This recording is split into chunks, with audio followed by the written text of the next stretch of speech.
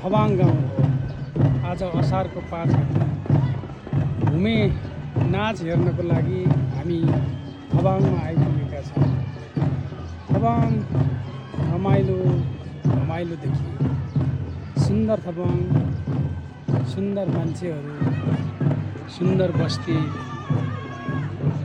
यो कला र संस्कृतिले धनी थवाङ बडो प्यारो थवाङ छ। यहाँ विचारको धनी थवाङ हो। यहाँ विचारले कहिलेकाहीँ सङ्घीय सरकारलाई पनि झड्का दिने गर्छ। विचार जनताहरूले निर्माण गर्ने कुरा हो र जनताको चाहनाले पनि राज्य व्यवस्थाको निर्माण हुन सक्छ। त्यो चिज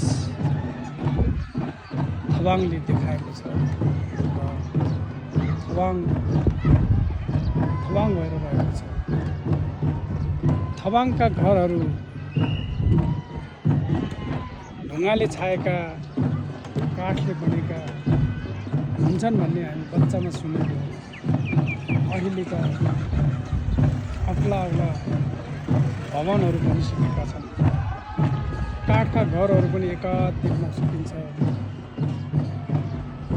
यहाँका समुदायहरू कला संस्कृतिले धनी भएको यसले पुष्टि गर्छ र विभिन्न समयमा विभिन्न नाच संस्कृति देखाएर थवाङले आफ्नो पहिचान बनाएको छ।